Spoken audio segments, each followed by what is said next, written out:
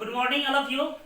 मैं वीरेंद्र कुमार विवेक आप सभी का इस यूट्यूब चैनल पे हार्दिक अभिनंदन करता हूँ। आज कुछ टॉपिक पे मैं बात करने के लिए आया हूँ आप लोग के बीच, जिसमें टॉपिक ये रहेगा कि इस कोरोना काल में बच्चे शिक्षा ग्रहण कैसे करें, बच्चे किस तरह से अपने आप को अपने आप को मालिक समझे और स्वयं को शिक्षा ग्रहण करें। तो इससे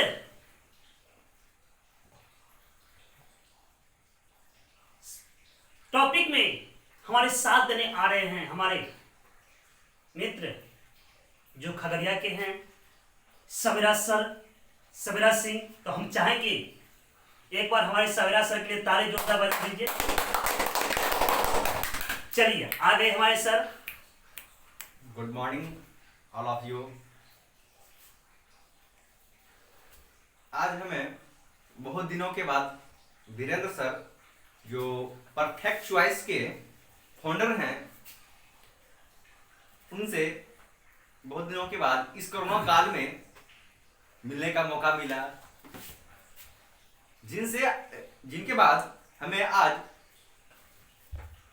इन बातों पर विचार करने का मौका मिला कि इस कोरोना काल में जहां पर के काल के गाल में इतने इंसान, इतने व्यक्ति समा गए और यहां तक कि ढेर सारी नदियों में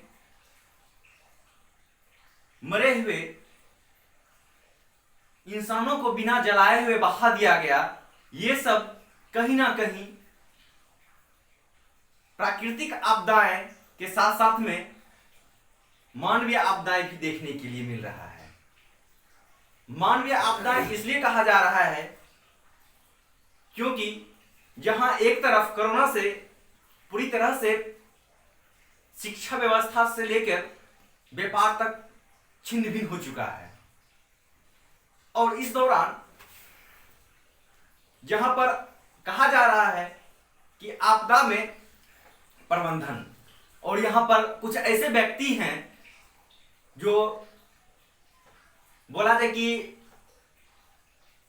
मेडिकल माफिया, जो कि कम कीमत दवाइयों की होने के बावजूद भी ढेर सारे पैसे लिए जा रहे हैं। और मनुष्य करे भी तो क्या करे, जान तो बचानी है किसी भी तरह से। और इस जान बचाने के दौरान हम लोग एक सुरक्षित रहने के दौरान हमने शिक्षा की व्यवस्था को भूल गए। लेकिन शिक्षा भी उतना ही जरूरी है जितना कि स्वास्थ्य। और इस दौरान हम जो है इसी चीज पे आज बातचीत करेंगे। अब सर बताइए। सर अभी जैसे मान के चलिए, इससे आपने जो बताया निश्चित रूप से इस तरह की कठिनाइयों का सामना हमें करना पड़ रहा है। आज हम लोग का टॉपिक है सर, इस कोरोना काल में टॉपिक धीरे आप लोग को बहुत सारे टॉपिक देंगे, सभी पे हम लोग चर्चा करेंगे। सर इस कोरोना काल में आपसे पूछना चाहूंगा और बच्चे को बताएंगे सर, इस कोरोना काल में बच्चा किस तरह से शिक्षा ग्रहण करेंगे। हम ऑनलाइन क्लास देते हैं और सब सर दे रहे हैं, यानी कि इस कोरोना काल में बच्चा किस तरह से पढ़े जिससे उसका रिजल्ट बेहतर हो। सर ये सवाल से तो हमें ये लगता है कि आपका सवाल कहीं ना कहीं बिल्कुल जायज है, क्योंकि 2 साल से हमारी शिक्षा व्यवस्था पूरी तरह से ठप पड़ी हुई है। जहां पे प्राइवेट शिक्षण संस्थान हो या स्कूल हो, सारा कुछ बंद पड़ा हुआ है। और इस दौरान बच्चे शिक्षा ले भी तो कैसे ले, ये बिल्कुल सोचने वाली बात है।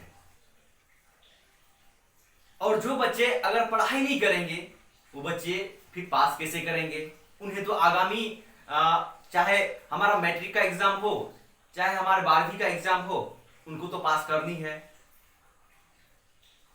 और इस दौरान बच्चे जिनको शिक्षा की जहां सरकार दे नहीं रही परमिशन कोचिंग खोलने के लिए, वहां पर बच्चे तो गरीब तबके के लोग हैं ऐसे, या जिनके पास शिक्षा की व्यवस्था नहीं है, वो बच्चे शिक्षा से वंचित हो रहे हैं, शिक्षा को ले नहीं पा रहे हैं वो। और हमने ये भी जाना है कि बिना गुरु का ज्ञान संभव नहीं है। जब तक गुरु नहीं तब तक ज्ञान नहीं। और जब शिक्षक बोले तो संस्थान नहीं पहुंचेंगे तो बच्चे को शिक्षा मिलेगी कहां से। कुछ बच्चे ऐसे हैं जिनका घर जो है एक दिन की रोजी रोटी जो कमाते हैं उनसे चलता है घर। वो 10,000 का फोन 12,000 का फोन कहां से ले, वो ट्यूशन की फीस किसी तरह से भर पाते हैं वो बच्चे। लेकिन एक चीज है कि हम लोगों के बीच में ऑनलाइन शिक्षा जो है हमारे बीच तो आई, सभी शिक्षकों ने प्रयास तो किया, लेकिन ये कारगर कहां तक है ये तो बच्चे पर डिपेंड करता है। क्योंकि मैंने कई बार देखा है कि हमारे घर की बात करें, कुछ बच्चे ऐसे हैं जो कि सर क्लास दे रहे हैं ऑनलाइन और बच्चे जो है फोन को बैकग्राउंड करके गेम खेल रहे हैं, मूवी देख रहे हैं, फ्रेंड से चैट कर रहे हैं। तो ये कहीं ना कहीं हम अगर प्रयास करें भी तो क्या करें, शिक्षक के द्वारा पूरी तरह से प्रयास किया जा रहा है, लेकिन बच्चे जो है इस पर ध्यान कितना देते हैं। जहां तक की बात करें परफेक्ट चॉइस के फाउंडर वीरेंद्र सर की बात, जहां तक की बात करते हैं कि 10वीं की हो या 12वीं की हो, ढेर सारे ऐसे शिक्षक हैं जो कुछ ना कुछ पैसे वसूल रहे हैं बच्चों से शिक्षा के नाम पर। लेकिन इस दौरान सर का यह प्रयास देख के मुझे काफी मोटिवेट मैं खुद होता हूं कि सर ने जो है कि बिल्कुल फ्री व्यवस्था किया है बच्चों को पढ़ने के लिए। कि ऐसे बच्चे हैं जो अभी ऑनलाइन में फी बिल्कुल भी नहीं रखे हैं, बस बच्चे को फोन होना चाहिए, नेट तो हम लोग तो ऐसे भी इस्तेमाल कर रहे हैं घर में। तो इस दौरान क्या होगा कि बच्चे जो ऑनलाइन शिक्षा जो है बिल्कुल मुफ्त में प्राप्त कर सकते हैं। तो इसके लिए सबसे पहले करना क्या होगा, सर से हम लोग जुड़ेंगे। जो भी बच्चे हैं जो 10वीं के एग्जाम देने वाले, जो 12वीं के एग्जाम देने वाले हैं, वो सर से जुड़ेंगे। बिल्कुल सर जो शिक्षा मधेपुरा में जो है इनका कोचिंग चलता है। इसके अलावा ये जो यूट्यूब पे जो क्लास देते हैं ये बिल्कुल फ्री है, बिल्कुल फ्री है। ये जूम पे भी सर क्लास चल रही है और सर ने जहां तक कि बता रहे हैं कि जूम पे भी क्लास हो रही है सर की, तो ये बिल्कुल फ्री है क्लास। तो आप लोग से जो भी बच्चे हैं वो सर से जरूर जुड़िए, क्योंकि आज के जमाने में शिक्षा माफियाओं में जो देखा गया है कि कई तरह के मोटी मोटी रकम वसूला जाता है बच्चों से। एक साल का फी जो है कई जगह पे 40,000 होता है, जो कि हर किसी के पेरेंट्स इतने अमीर नहीं हैं जो कि उतने पैसे पे कर पाए। और इस दौरान जो है इस कोरोना काल में जहां पर कि सभी के पास पैसों की दिक्कत है, और उस दौरान में सर जो है एक छोटा सा प्रयास अपने तरफ से कर रहे हैं कि वो बच्चे को मुफ्त में शिक्षा दे रहे हैं। जी सर। सर तो इस दौरान जो है बच्चे को जो है मुफ्त में शिक्षा मिल रही है। सबसे बड़ी बात ये मुझे अच्छी लगी कि इतनी शिक्षाएं जो है, इतनी फ्री में शिक्षाएं कहीं नहीं दी जा रही है। कुछ ना कुछ इस लॉकडाउन में भी रकम वसूला जा रहा है। और दूसरी बात यह है कि सरकार को भी 2 साल से जो बच्चों ने पढ़ाई नहीं की उसका भविष्य कैसे बनेगा ये भी कोई और नहीं सोचेगा। वो हम और हमारे जो भी गार्जियन हैं वो और सरकार को भी सोचनी है इस बात पर, क्योंकि सरकार तो ये चाहती है, मुझे तो ऐसा लगता है पर्सनली बात कर रहा हूं कि बच्चों को मूर्ख बनाने का प्रयास किया जा रहा है। क्यों? क्योंकि शिक्षा जो है सवाल की जननी होती है, सवाल को जन्म देती है। क्योंकि हम शिक्षित होंगे तो सही गलत का सवाल करेंगे सरकार से, और सरकार उस सवाल का जवाब देने में असफल रहेगी। और जब मुझे शिक्षा ही नहीं मिलेगी तो मैं क्या सोचूंगा कि मुझे कुछ पता ही नहीं है कि आखिर गलत क्या है और सही क्या है, और दोनों में हम जो है कहीं फर्क नहीं देख पाएंगे और मेरे से कोई सवाल उत्पन्न ही नहीं होगा। सरकार तो सोचती है कि सवाल मुझे मिले ही नहीं, जनता कभी सवाल पूछे ही नहीं मेरे से। लेकिन हाँ, जो व्यक्ति शिक्षित हैं, जो शिक्षा को समझते हैं, वो तो सवाल करेंगे सर। क्यों? क्योंकि उन्होंने हर तरीके से शिक्षा के साथ साथ में सामाजिक शिक्षा हो या सामाजिक परिवेश में किस तरह से हम लोग चल रहे हैं, वो सब शिक्षा जो है हम लोग दिए हुए हैं। बाकी सर वीरेंद्र सर हमारे साथ में हैं और इनका सवाल देखते हैं आगे क्या होता है, और उसके अनुसार से हम भी जो है सर के साथ में जवाब देने का प्रयास करेंगे। बहुत बहुत धन्यवाद सर, आपने जिस तरह से बताया निश्चित रूप से इस बात पे मैं अगर थिंकिंग करता हूं तो आंख से आंसू टपक जाता है। लेकिन सर क्या बताओ आपको, इस सरकार को एजुकेशन सिस्टम का कोई ध्यान ही नहीं है। आपने सही बताया सर, इस सरकार का नीति है कि ना पढ़ने देंगे, ना तुझे क्वेश्चन अरेंज होगा, ना मेरे पास सवाल आएगा। तो सर इस सरकार की नीति यही है कि बच्चे को पढ़ने नहीं देंगे, जिससे बच्चे पढ़ लिख के अच्छे व्यक्ति बने, और अगर उसको हम एक सही तरीके से अमल नहीं करें उसके क्वेश्चन को, तो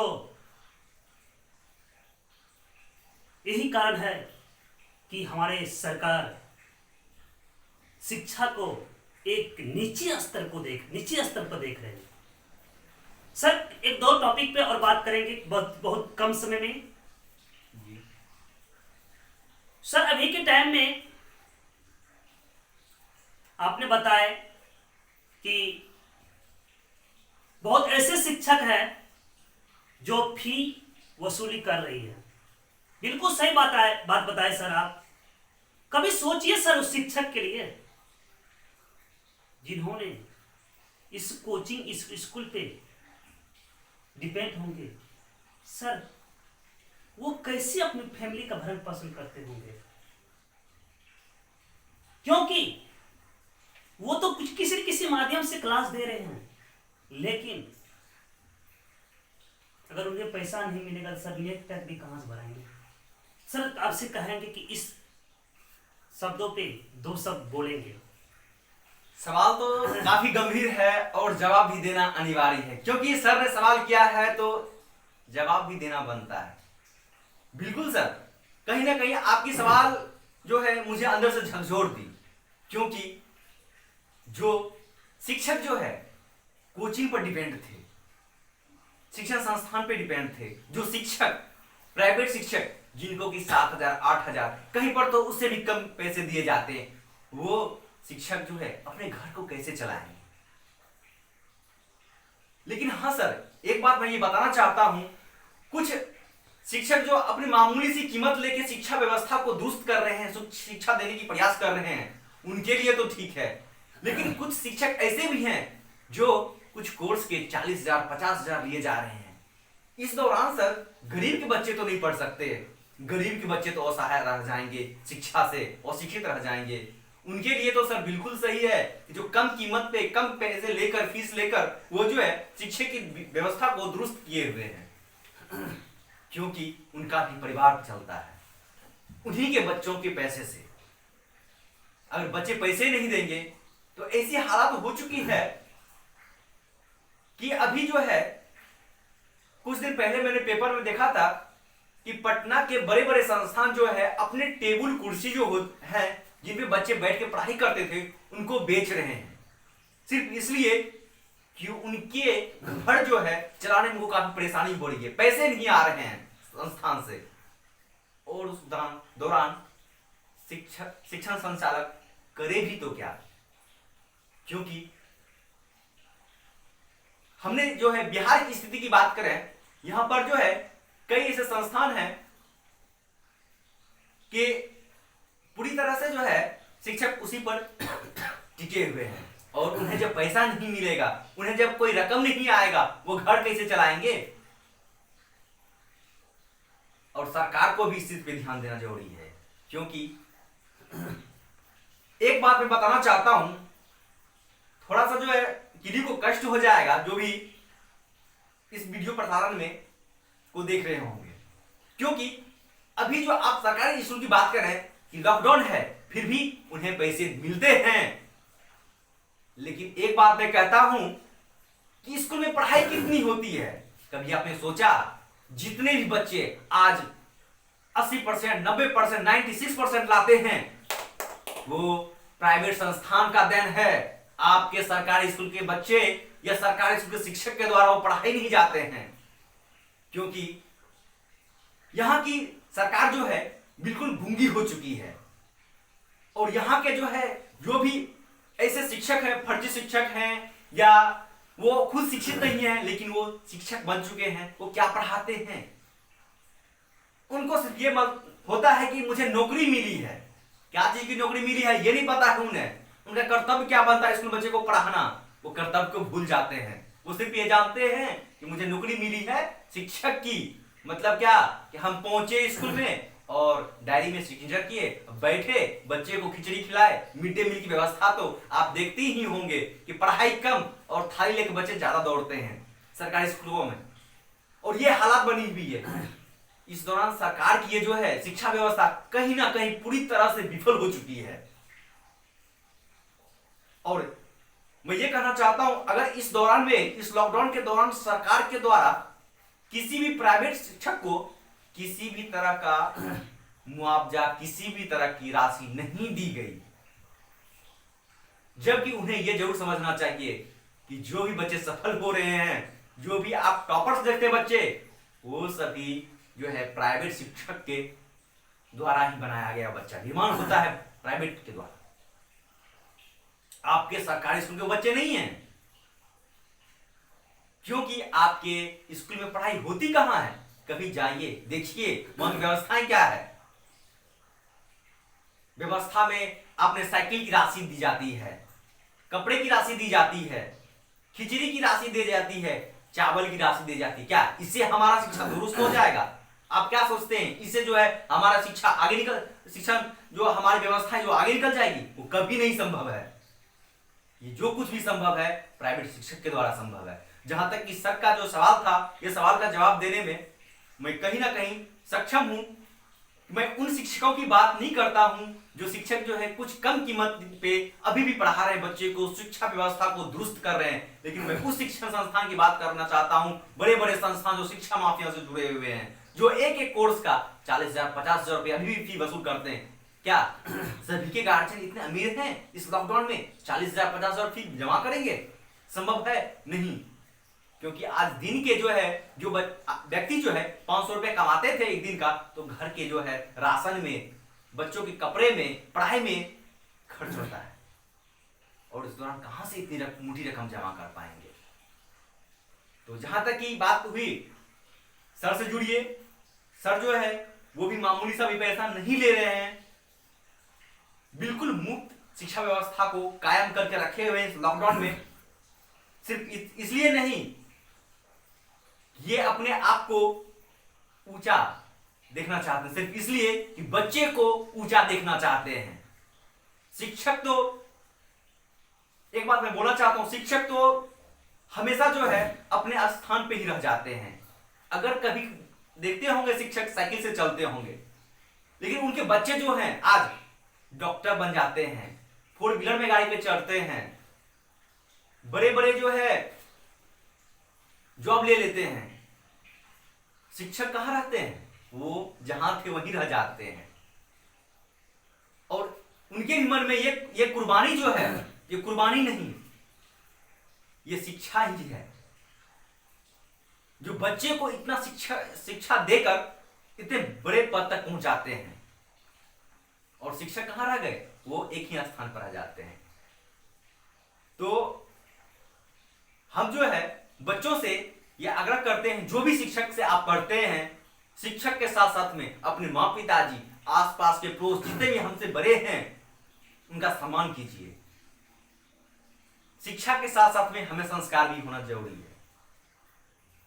इसलिए जो है हमें जो है बड़ों का सम्मान करना काफी अनिवार्य है। बहुत बहुत धन्यवाद सर। आपने जिस तरह से मेरे क्वेश्चन को डील किए, कहीं न कहीं आपके अंदर भी बच्चे के प्रति और हमारे प्राइवेट शिक्षक के प्रति एक आह पैदा हुआ। सर, मैं प्राइवेट शिक्षक को धन्यवाद देना चाहता हूं, जिन्होंने सरकार की दिया हुआ चैलेंज को स्वीकार किया और बच्चे को फूल की तरह खिलाते हुए एग्जाम के हॉल भेज दिए और वहां पे बच्चा क्वेश्चन को हल करते हुए खेलते कूदते हुए अपने घर वापस आ गए। सर जब बच्चे की कॉल सुन के जब बच्चे बोलते सर सारा क्वेश्चन लड़ गया, तो उस समय एक ऐसा खुशी होती थी जिस समय अपना भी रिजल्ट आता था उससे ज्यादा रिजल्ट खुशी होती थी बच्चे का मनोबल को देख के। सभी शिक्षक को बहुत बहुत धन्यवाद। सर आप लोग इसी तरह से बच्चे के लिए मेहनत कीजिए। अरे हमें तो जो पोदाम मिला है उसी पोदाम पे रहेंगे। हम तो मंजिल बनाने आए हैं, मैं तो मंजिल तक बच्चे को पहुंचाऊंगा। हम तो एक गुदरी में भी रह सकते हैं, लेकिन मैं गुदरी में लाल पैदा करके दिखाऊंगा। तो प्यारे बच्चों, यदि आपको हमारी ये स्पीच अच्छी लगी तो शेयर कीजिए। साथ ही साथ हमारे जो भी अभिभावक इस स्पीच को सुने होंगे उसे मैं प्रणाम करना चाहता हूं इस चैनल के माध्यम से। यदि अच्छा लगा हो तो अपने बच्चों को दीजिए देखने के लिए, कि साथ ही साथ हम उन्हें भी प्रणाम करना चाहता हूं, माफी मांगना चाहता हूं जिनको इस स्पीच से थोड़ा बहुत ठेस लगा हुआ हो, क्योंकि एक आदमी सबको खुश नहीं कर सकते। अगर ऐसा होता तो मुकेश अंबानी भी है, उससे बहुत आदमी दुखी है। इसलिए आज ये मैं खत्म करता हूं। तो सर कुछ जाते जाते सभी जो है जितने भी बच्चे हैं इस YouTube चैनल को, इस वीडियो को देख रहे हैं, शिक्षक का यानी वीरेंद्र सर का मनोबल बढ़ाने के लिए आप लोग से आग्रह करते हैं कि चैनल को जरूर सब्सक्राइब करें। और जो भी आपके नजर में है ऐसे बच्चे जिनको की शिक्षा की आवश्यकता है, इस कोरोना काल के समय में महामारी में जो फ्री की शिक्षा मिल रही है दूसरों को ही बताएं। क्योंकि एक चीज कहा जाता है कि फ्री का चीज जो अकेले मत खाइए, बांट के खाइए, मजा आता है। बहुत मजा आता सर। आपको दिए थे सर जी क्या तो दिए थे? फ्री का चीज ढेर सारा चीज जो है कभी कभी सर के द्वारा मुझे मिलता रहता है, तो हम लोग मिल बांट के खाते हैं। बिल्कुल वही चीज है, लेकिन एक चीज दे देते हैं, आप समझते होंगे क्या दे देते हैं, तो समझ गए होंगे। अरे वही अपने दिल की धड़कन। बिल्कुल सही बात है। दिल की धड़कन जो है कोई किसी को नहीं देता, लेकिन हाँ एक बात मैं जो है सभी दर्शक को ये कहना चाहता हूँ कि बच्चे जो है वो सिर्फ अकेले शिक्षा ना ग्रहण करें, वो दूसरों को ही बताएं, चैनल को सब्सक्राइब करें, और जिनको ये वीडियो मिला वो अगले आदमी को शेयर करें, क्योंकि ये वीडियो जो है काफी जो है यूजफुल है बच्चों के लिए, पेरेंट्स के लिए। हाँ मेरे द्वारा ढेर सारी बातें कही गई जहां पर किन्हीं को जो है दिल में थोड़ा सा कष्ट हो सकता कोई कष्ट नहीं होगा, सब समझदार है। अच्छा, जब सब समझदार है कोई दिक्कत नहीं। सुनने अगर वाले सब किन्हीं को समझदार दिक्कत है तो अभी चाहता हूँ। नमस्कार, आपका दिन शुभ रहे। Tata bye bye. मस्त है सर।